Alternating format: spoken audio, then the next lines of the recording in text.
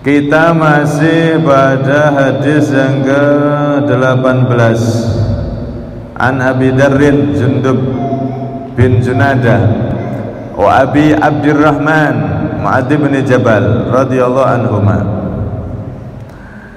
Kemarin sudah kita bahas sedikit tentang manaqib, pelajaran dari hidup seorang sahabat yang mulia, yaitu Abu Dar, yang menjadi periwayat hadis ini. Hadis ini diriwayatkan oleh dua orang. Pertama sahabat Abu Dar, kemarin sudah kita bahas sedikit tentang beliau. Kemudian periwayat hadis ke-18 ini yang kedua, yaitu sahabat yang besar Abi Abdurrahman yang bernama sahabat Mu'adz bin Jabal. Sayyidina Mu'adz bin Jabal ini adalah orang sahabat Nabi yang termasuk sahabat besar, padahal beliau usianya masih kecil.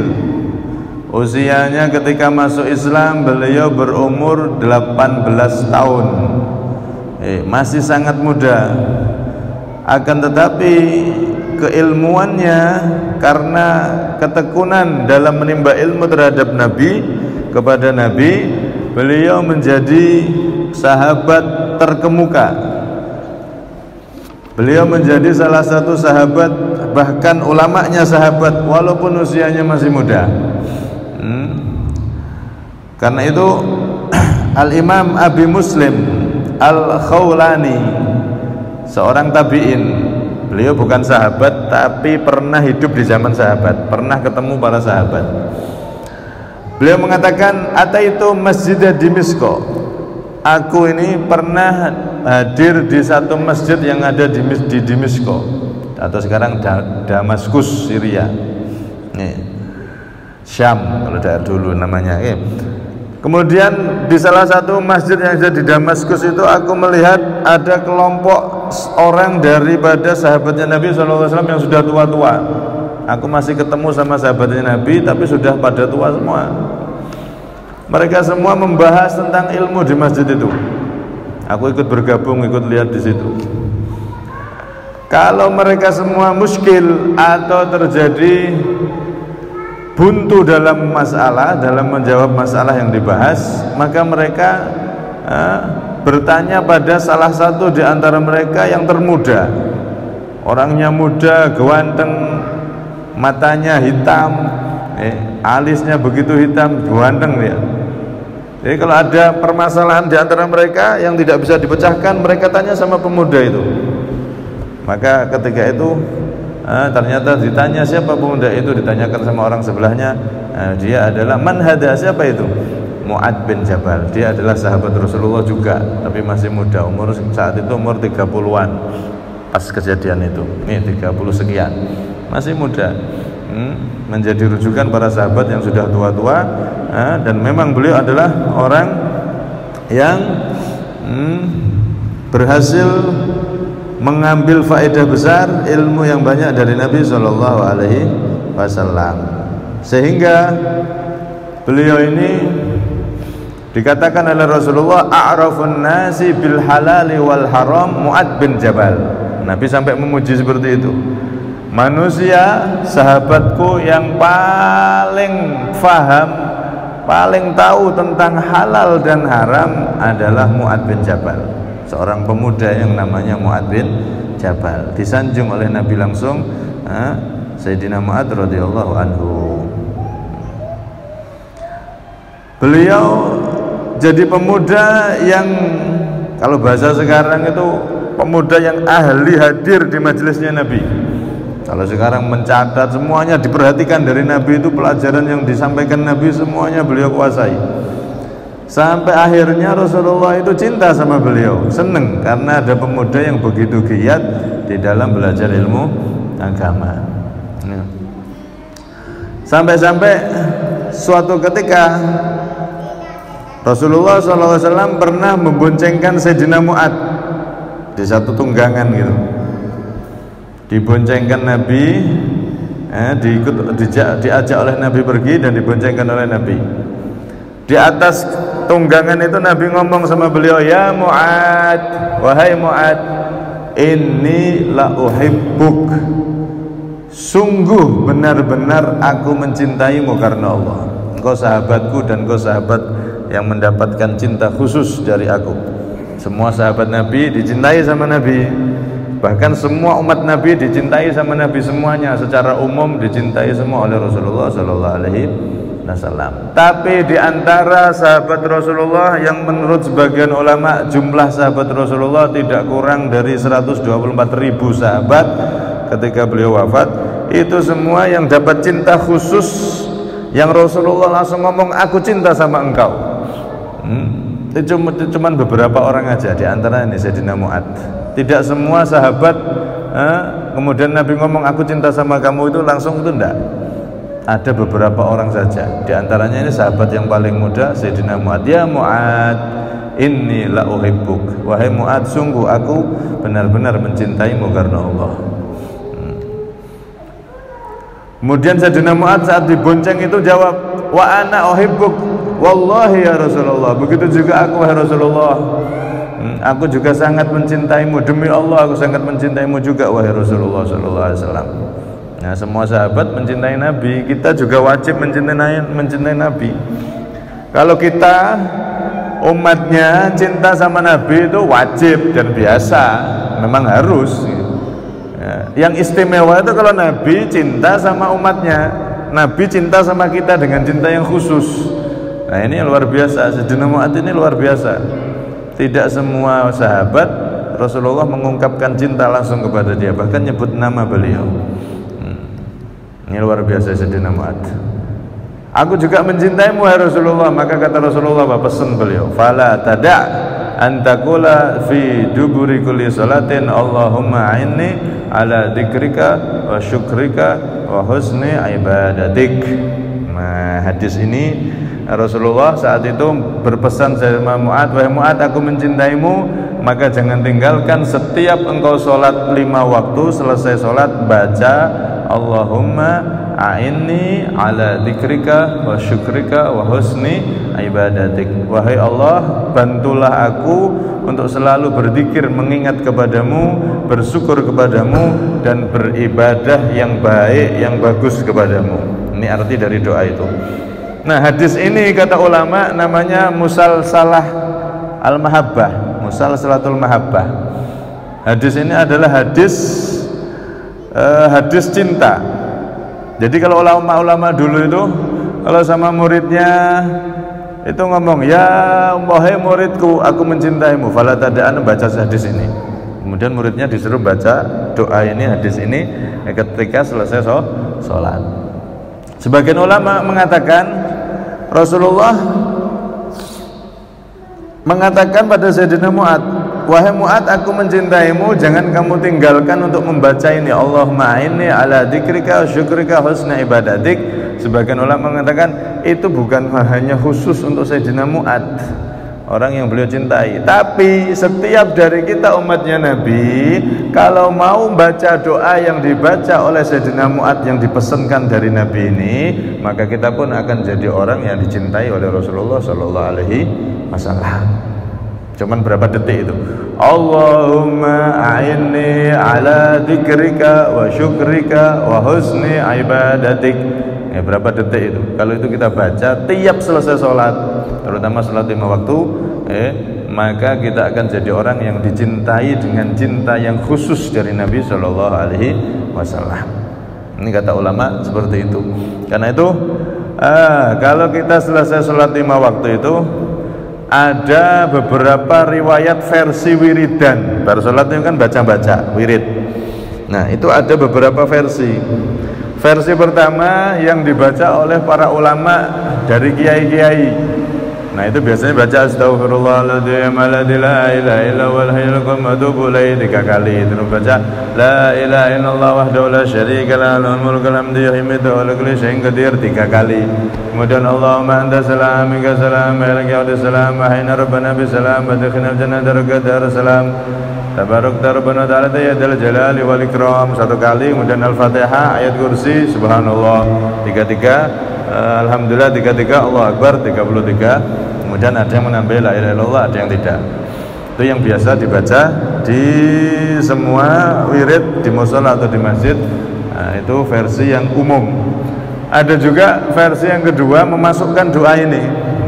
Jadi selesai sholat istighfar 3 kali, setelah itu langsung baca Allahumma antas salam minkas salam wa ilaika ya'udus salam fa hayyina rabbana bis salam wa adkhilnal jannata daraka darussalam tabarak rabbana ta'ala ya dzal jalali wal ikram Allahumma la mani alima atait wa la mu'ti lima mana'ta ala radda lima qadait wa la yanfa'u dzal jad minkal jad. Ditambah ini Allahumma a'inni ala dzikrika wa syukrika wa husni ibadatik.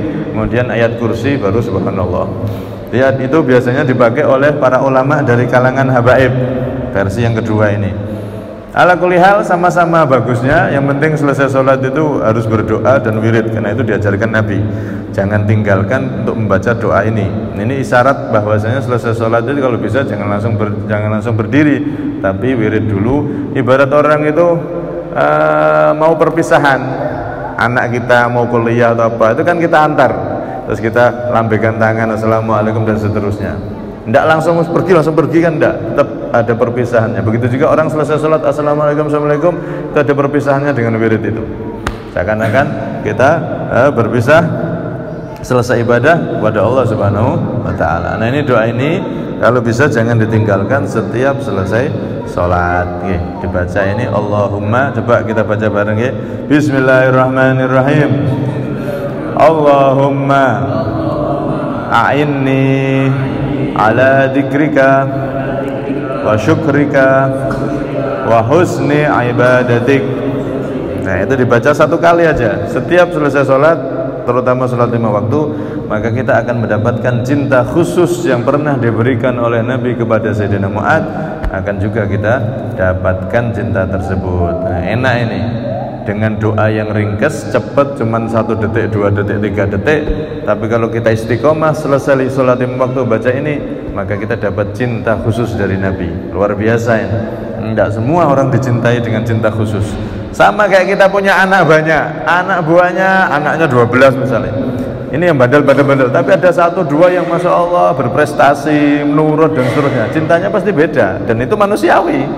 Wah, anak sing iki membanggakan. Otomatis cinta di hati dari orang tua pasti beda. Ini diperhatikan, didoakan dan seterusnya. Sama anak yang bandel tetap beda, namanya manusiawi itu. Begitu juga Rasulullah cinta semua sama umatnya, bahkan melebihi cintanya seorang tua kepada anak. Cintanya Nabi lebih dari itu kepada kita semua. Tapi ada sebagian umatnya ini yang dicintai dengan cinta yang khusus. Nah, cinta yang khusus ini tidak mudah mendapatkan cinta khusus dari Nabi. Sulit, harus benar-benar kita jadi orang Islam yang taat, benar-benar kita jadi orang Islam yang hatinya bersih.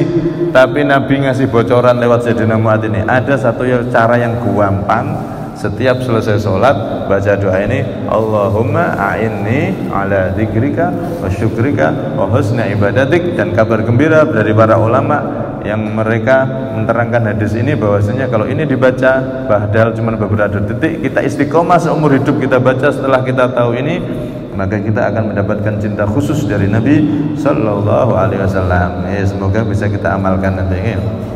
Nah, Sayyidina Mu'ad ini salah satu sahabat yang mendapatkan cinta khusus dari Nabi Sallallahu Alaihi Wasallam. Luar biasa. Sampai Sayyidina Mu'ad ini diutus oleh Rasulullah untuk berdakwah, memimpin para sahabat, sebagian sahabat untuk berdakwah di daerah Yaman. Jadi Rasulullah saat itu di Madinah membagi tugas sahabat-sahabatnya. Ada yang disuruh, sekelompok sahabat disuruh dakwah ke sana, ke timur, ke barat, semuanya. Nah, Sayyidina Mu'ad ini disuruh memimpin rombongan sahabat untuk keluar dakwah ke Yaman. Pemimpinnya Sayyidina Mu'ad. Nah, istimewanya lagi ketika mau keluar dari Madinah itu dihantar sama Nabi. Jadi rombongan Sayyidina Mu'ad ini dihantar sampai perbatasan Madinah. Cara saya pintu gerbang Madinah. Pintu batas kota, diantarkan Nabi sampai di luar di batas kota. Dan hebatnya lagi Sayyidina Mu'ad itu ketika disuruh naik kendaraan dan kendaraannya Rasulullah berjalan di sebelah kendaraan itu dibawa oleh Rasulullah sambil dinasihati sama Rasulullah. Masya Allah. Sayyidina Mu'ad disuruh ke atas, naik kemudian di kendaraannya dibawa oleh Nabi berjalan sambil dinasihati begitu.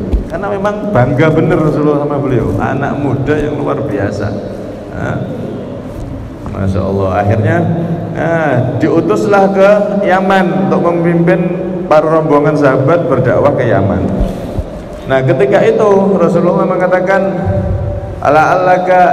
la'allaka barangkali engkau wahai Mu'ad, nanti diantara salah satu nasihat beliau, antarji'a walam taroni, kalau Nabi SAW, kamu nanti barangkali kamu akan setelah dari aku lepas ke Yaman ini wahai Mu'ad, nanti kamu kembali dari Yaman, barangkali aku sudah tidak ada.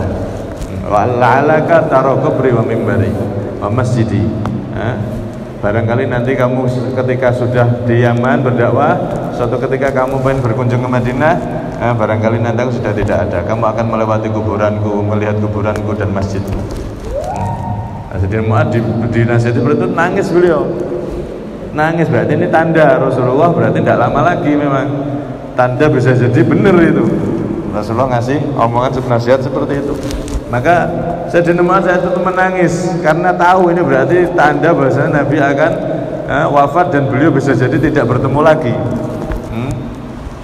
Beliau nangis karena saking cintanya sama Nabi, akan tetapi demi tugas dari Nabi beliau rela berpisah secara tubuh, secara jasad terpisah, akan tetapi hati beliau selalu dekat dengan Nabi SAW.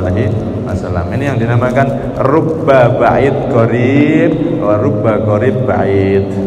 Berapa banyak orang yang jauh tapi dekat sama Nabi, dicintai Nabi, tapi berapa banyak orang yang dekat sama Nabi tapi ternyata jauh dari Nabi. Nabi sekarang beliau makamnya di Madinah. Berapa banyak orang yang dekat di Madinah sana tapi jauh dari Nabi. Dia tidak pernah berziarah ke makamnya Nabi. Dia bahkan mungkin tidak pernah ke Masjid Nabawi. Ada orang-orang seperti itu. Tapi berapa banyak orang Islam yang jauh dari mancanegara, Masya Allah, kangen pengen ke sana, sampai uang berapapun mereka siap keluarkan untuk bisa berkunjung ke tanah suci Madinah yang di situ ada makamnya Nabi SAW. Masya Allah. Ini rubba qarib ba'id wa rubba ba'id qarib. Nah, Mas Sayyidina Mu'ad paham ini. Kalau sebenarnya pengennya itu pengen seumur hidup ada di dekat Nabi, memandang wajah Nabi, bersentuhan tangan dengan Nabi, bersalaman dengan Nabi, mencium tangan Nabi. Pengennya seperti itu Sayyidina Mu'ad, tidak pengen pisah sama Nabi. Tapi berhubung ini tugas dari Nabi, dan kalau dilaksanakan maka akan semakin dekat dengan Nabi SAW, dekat di hati, dan kelak di akhirat akan bisa bersanding dengan Nabi Muhammad SAW. Akhirnya beliau tetap berangkat. Beliau menangis karena dipesan Nabi seperti itu, dan beliau berangkat. Subhanallah, benar ya. Ketika Sayyidina Mu'ad berkunjung ke Madinah, benar Rasulullah sudah wafat dan tidak berjumpa lagi secara zahir dengan Nabi SAW. Nah, Sayyidina Mu'ad ini orang yang luar biasa. Sampai-sampai bukan hanya Nabi Muhammad SAW yang memuji beliau, Sayyidina Umar pun memuji beliau. Ajazat an-nisa'u an talidna mithla Mu'ad walau la Mu'ad lahalaka Umar. Para ibu, para wanita itu sudah tidak akan mampu melahirkan orang yang seperti Mu'ad, pemuda yang hebat seperti sahabat Mu'ad. Udah, wanita-wanita itu tidak akan bisa melahirkan anak yang sehebat Sayyidina Mu'ad lagi sudah. Ini saking memujinya beliau sama Sayyidina Mu'ad, dan memang layak dipuji. Orang yang luar biasa. Laula Mu'ad lahalaka Umar, kata beliau. Sayyidina Umar sampai ngomong gitu, andaikan tidak ada Sayyidina, tidak ada Mu'ad, tidak ada sahabat Mu'ad, maka aku akan celaka, kata Sayyidina Umar radhiyallahu anhu. Kenapa? Karena Sayyidina Umar ketika jadi khalifah itu beliau selalu dinasihati ya, dan minta pertimbangan masukan daripada Sayyidina Mu'ad radhiyallahu anhu, sehingga beliau lurus dan terus dalam keadaan yang dapat dalam keadilannya. Termasuk salah satunya yang memberi usulan adalah Sayyidina Mu'ad. Laula Mu'ad lahalaka Umar, sampai beliau ngomong gitu, andaikan tidak ada Sayyidina Mu'ad, tidak ada sahabat Mu'ad, maka aku Umar akan celaka. Aku Umar pasti akan binasa. Lahalaka Umar. Masya Allah. Sayyidina Mu'ad ini memang orang yang luar biasa, orang yang alim luar biasa, ulamanya sahabat, sampai-sampai diceritakan di kitab Tafsir Ibnu Katsir dan juga Syiar A'lam Nubala itu disebutkan Sayyidina Mu'ad itu adalah orang pertama yang menjadi rujukan ketika telat jamaah. Jadi zaman sahabat itu ceritanya Zaman sahabat itu kalau ada orang telat jamaah di Masjid Nabawi, telat jamaah sama Nabi, dia datang telat, itu tanya sama temennya berapa rakaat, nanti temennya jawab pakai isyarat 2 atau 1. Ini sudah berapa ini? Sudah ketinggalan berapa? Jadi setiap hari datang tanya sama sebelahnya berapa, yang sebelahnya isyarat 2 atau 3, ini sudah ketiga, keempat, dan seterusnya. Nah kalau sudah begitu dia segera takbir Allahu Akbar, langsung cepat baca Fatihah, dicepatkan, ngejar itu sampai sama. Awalnya dulu gitu. Nah, ketika Sayyidina Mu'ad pas beliau terjadi telat, beliau jarang telat, ini delalah telat, subhanallah telat. Nah ketika telat Sayyidina Mu'ad, Rasulullah pas masih sujud, beliau langsung Allahu Akbar, langsung ikut sujud. Ikut sujud, kemudian rakaat itu beliau ketika Rasulullah SAW beliau nambah 1 rakaat, karena kalau sholat langsung sujud itu berarti nggak terhitung rakaatnya, cuman pahalanya terhitung karena sudah ikut. Cuman rakaatnya harus nambah 1, beliau nambah 1. Maka sahabat-sahabat heran, ini nggak biasa nih, orang-orang semua kalau sholat telat aja langsung ngebut, balapan menyusul langsung telat 2 rakaat, langsung dia sholat cepet sampai sama dengan imamnya. Salamnya nanti bareng. Itu dulu awal-awal seperti itu, dan belum dijelaskan oleh Nabi, ya, sehingga sahabat itu beristihad sesuai dengan ilmunya masing-masing, sesuai dengan yang mereka tangkap dari Nabi, karena belum dilarang, belum ada bimbingan, sudah seperti itu tiap hari. Sayyidina Mu'ad ketinggalan, maka beliau beda, pas ketinggalan pas sujud dia langsung sujud, setelah itu nambah 1 rakaat atau 2 rakaat, memang 2 rakaat. Maka sahabat-sahabat selesai sholat, sudah bubar, Rasulullah kembali ke rumah beliau. Maka saat itu para sahabat geger, Mu'ad ini pemuda aneh-aneh, sholatnya enggak kayak kita orang, kalau kita telat kan langsung ngebut, ini enggak, geger akhirnya. Sampailah berita itu kepada Rasulullah SAW, bahwasanya ada pemuda, sahabat muda, tapi nyeleneh, enggak ngikuti kebiasaan yang lain. Maka kata Rasulullah, lah gimana maksudnya? Diterangkan, dia tuh begini Rasulullah. Jadi kalau telat itu mengikuti, kemudian nanti setelah salam dia berdiri nambahi sesuai kekurangannya. Maka kata Rasulullah, hiya sunnatun lakum. Dan justru itu ajaranku ya seperti itu. Itulah sunnahku, itulah yang aku ajarkan, itulah yang aku setujui. Akhirnya setelah itu sampai sekarang para ulama, Imam Syafi'i, imam semua itu mengambil cara ketika ketinggalan sholat dari cara Sayyidina Mu'ad, karena langsung dari Nabi, hiya sunnatun lakum, itu adalah sunnah bagi kalian, ajaran dariku yang harus kalian praktekkan. Mulai saat itu semuanya kalau sholat ketinggalan seperti itu. Jadi kalau kita jadi makmum gak telat, imamnya pas sujud atau imamnya pas tahiyat atau imamnya pas posisi apa, kita langsung ikuti, cuman nanti nambah 1 rakaat. Kecuali kalau imamnya masih keadaan rukuk, imamnya rukuk, kita langsung Allahu Akbar, langsung rukuk, tidak usah baca apa-apa, sudah Allahu Akbar langsung rukuk, maka itu masih terhitung 1 rakaat. Tapi kalau sudah sampai Allah liman hamidah, langsung kita datang, kita ikut Allahu Akbar, langsung ikut sujud, nah, itu sudah nggak terhitung. Batas akhirnya di rukuk. Imam rukuk, kemudian kita masih bisa mengikuti rukuk, nah itu rakaatnya masih sempurna, tidak perlu nambah 1 rakaat. Nah itu ceritanya dulu adalah dari Sayyidina Mu'ad, cara ketika ketinggalan sholat itu diambil dari caranya Sayyidina Mu'ad saat itu. Masya Allah. Ini Sayyidina Mu'ad radhiyallahu anhu. Beliau itu pernah suatu ketika menunjukkan kesempurnaan beliau, seorang pemuda tapi ibadah dan imannya sudah begitu sempurna. Satu hari Sayyidina Mu'ad datang kepada Rasulullah SAW, ketemu sama Nabi, ditanya sama Nabi, kaifa asbahta, bagaimana engkau pagi ini wahai Mu'ad? Maka beliau menjawab, asbahtu billah mu'minan, aku pagi ini wahai Rasulullah, alhamdulillah saya beriman kepada Allah, jadi orang yang beriman. Maka Nabi mengatakan, inna likulli qaulin misdaqan wa likulli haqqin haqiqah, fama misdaqu ma taqul. Loh, kamu jadi orang beriman, benar imanmu sudah kuat sempurna. Alhamdulillah Nabi, saya merasa seperti itu Nabi. Apa buktinya? Kalau imanmu sudah kuat, sudah sempurna, sudah kamu merasakan imanmu itu kuat, imanmu sudah sempurna. Maka beliau menjawab, ya Rasulullah, ma asbahtu subahan qad illa dunantu anni la amsi, wa ma amsaitu masaan qad illa dunantu anni la usbih, wa la khatautu khatwatan illa dunantu anni la asba'uha ukhra. Wahai Rasulullah, aku kalau sudah berpagi hari aku tidak menyangka umurku akan sampai di sore hari. Kalau sore aku tidak menyangka, tidak punya angan-angan kalau umurku bisa sampai pagi. Artinya setiap saat aku bisa diambil oleh Allah Subhanahu wa taala. Setiap saat aku bisa sampai masuk ke alam akhirat. Wala khutwatan, dan aku tidak melangkah satu langkah wahai Nabi. Aku tidak yakin kalau langkah kakiku yang belakang ini bisa juga melangkah. Setiap aku selangkah aku tidak yakin umurku bisa sampai situ. Artinya beliau itu sangat yakin dengan akhirat dan setiap saatnya selalu ingat akan kembali kepada Allah Subhanahu wa taala. Sampai-sampai beliau mengatakan wa ka'anni anduri ila uqubati ahlin nar wa thawabi ahlil jannah. Seakan-akan aku melihat di depanku itu seakan terlihat wahai Rasulullah orang-orang yang mendapatkan kenikmatan di surga dan orang-orang yang disiksa di neraka, kayak kelihatan Rasulullah.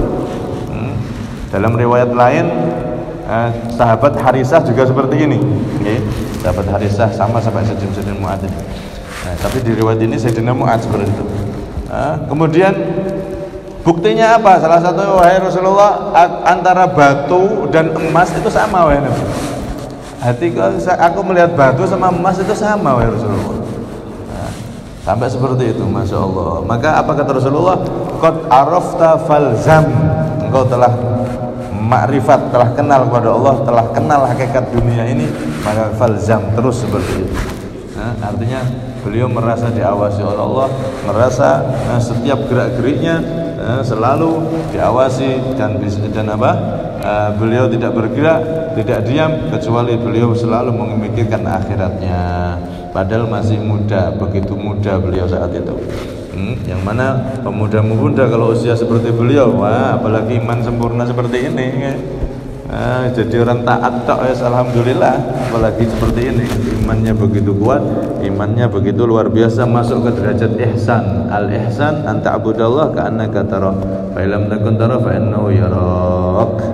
Ihsan adalah beribadah seakan setiap saatnya itu seakan-akan melihat Allah atau dilihat oleh Allah.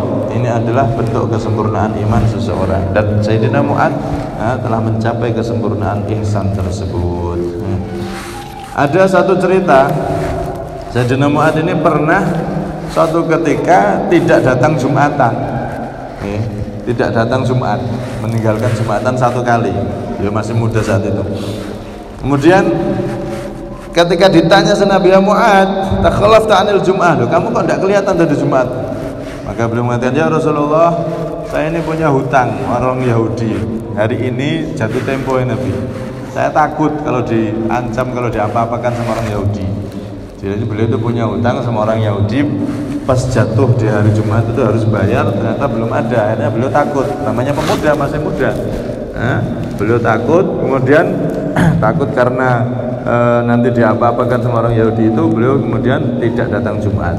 Maka saat itu Rasulullah yang semula mau marah tidak jadi. Kemudian beliau mengajarkan satu doa. Ala u'allimaka du'aan in kana 'alaika mithlu Uhudin dahaban yaghdihillahu anka. Tidakkah engkau mau wahai Mu'adz tak ajari doa? Walaupun engkau punya hutang sebesar gunung Uhud emas. Weh, hutangnya wakeh nih. Gunung Uhud emas, hutangmu sak gunung Uhud emas, Allah akan melunasi hutang itu. Jadi Mu'adz itu masih muda. Mau ya Rasulullah. Doa apa itu ya Nabi? Bala ya Rasulullah. Maka beliau mengatakan, Rasulullah mengatakan, kul, ucapkanlah Allahumma ya farijal ham wa kashifad durri wa mujiba da'watil muttarri rahmanad dunya wal akhirah wa rahimahuma irhamni fi qada'i daini rahmatan tughnini biha an rahmati man siwak. Doa ini diajarkan Nabi agar hutang sebanyak apapun akan lunas langsung dari Nabi ini. Maka kata Sayyidina Mu'adz apa? Fawadabtu ala du'a fabudhi'a anni dzalik. Aku baca doa ini sesering mungkin, tiap hari aku baca sesering mungkin. Subhanallah, hutangku langsung terdilunasi oleh Allah Subhanahu wa taala, dibukakan pintu rezeki dan bisa melunasi semua hutang-hutangnya. Ini termasuk amalan untuk kita, okay? Bagi yang banyak hutang, hutang itu harus niat dibayar, jangan sampai tidak dibayar. Kalau punya hutang, kalau belum punya untuk bayar, maka niati untuk bayar. Kalau sudah ada ya dibayar, jangan niat tok. Tapi kalau belum ada, niat untuk bayar, niat untuk melunasi. Karena yughfaru lisyahid kullu dzambin illa dain. Bahaya utang itu. Orang yang mati syahid aja, yang bertempur membela agama, bahkan para sahabat kalau perlu, sahabat kok dia punya hutang, itu dosa-dosanya semua diampuni. Semua orang yang mati syahid itu semua dosa diampuni kecuali hutang. Hutang ini berbahaya. Nah, makanya kalau ada orang meninggal kan, yang punya tanggungan hutang, sangkutan hutang sama almarhum, silakan hubungi keluarganya, baik besar ataupun kecil. Nah, kalau kecil diikhlaskan ya alhamdulillah. Tapi kalau besar silakan nagih sama berhubungan sama keluarga. Memang benar, mayat itu kalau walaupun dia ahli taat, ahli ibadah, nanti itu tersiksa, di lehernya akan dibelenggu. Tangannya dibelenggu ke leher begini sehingga dia tidak bisa menikmati kenikmatan walaupun dia orang soleh. Kenapa? Karena masih punya hutang. Karena itu hutang ini bahaya. Tidak bisa diampuni kecuali hutangnya dibayar. Semua dosa diampuni. Orang mati syahid semua dosa diampuni kecuali masalah hutang. Karena itu ketika Rasulullah mau mensolati sahabatnya, pasti beliau tanya, dia punya hutang apa belum? Oh, kalau punya Nabi tidak mau nyolati, kecuali ada yang nanggungnya, nanti saya bayar Nabi, baru beliau nyolati. Kenapa? Ketika ditanya seperti itu, kenapa Rasulullah tidak mau nyolati? Karena kalau Nabi mensolati, ya pasti hutangnya diampuni sama Allah. Kasihan yang ngutangi.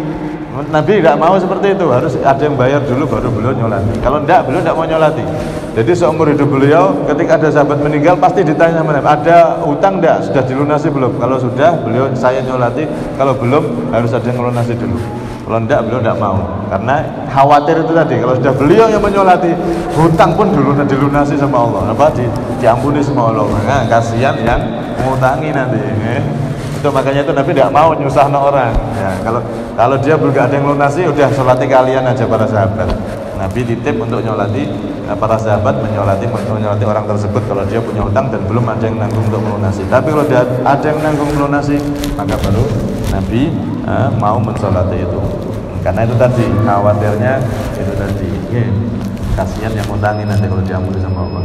Walhasil intinya Sayyidina Mu'adz ini adalah orang yang luar biasa. Akhirnya beliau itu wafat di umur 38 tahun. Kurang lebih 38 tahun, ada yang mengatakan 34, ada yang mengatakan 33. Nah, beliau wafat kena penyakit taun. Kalau sekarang apa taun itu? Apa? Taun taun itu dulu penyakit yang kalau kena pagi sore meninggal, kena sore langsung besok meninggal, nggak sampai sehari meninggal. Nah, corona itu sebenarnya tidak masuk taun karena kena masih 14 hari jadi seger. Taun itu wabah. Nah, wabah yang asli itu aslinya seperti itu, kena pagi sore mati sudah, kena sore besok sudah tidak ada. Itu taun, wabah yang sangat mematikan zaman dulu. Sayyidina Mu'adz termasuk kena taun itu, dan orang yang kena wabah itu dihukumi mati syahid. Itu beliau umur 38 kurang lebih umurnya seperti itu. Nah, Masya Allah. Tapi walaupun muda seperti itu, jasa dan dedikasinya untuk Islam sangat luar biasa. Radhiyallahu anhu warda. Semoga kita mendapatkan keberkahan beliau, dan semoga kita semua bisa mengambil pelajaran dari sejarah hidup beliau, dan kita semua terutama tadi kita amalkan doa yang dari beliau tadi, yang dari Nabi langsung, Allahumma inni ala dzikrika wa syukrika wa husni ibadatik, agar kita menjadi orang yang dapat cinta khusus dari Nabi sallallahu alaihi wasallam setiap selesai sholat. Wallahu a'lam bishawab. Kurang lebihnya minta maaf.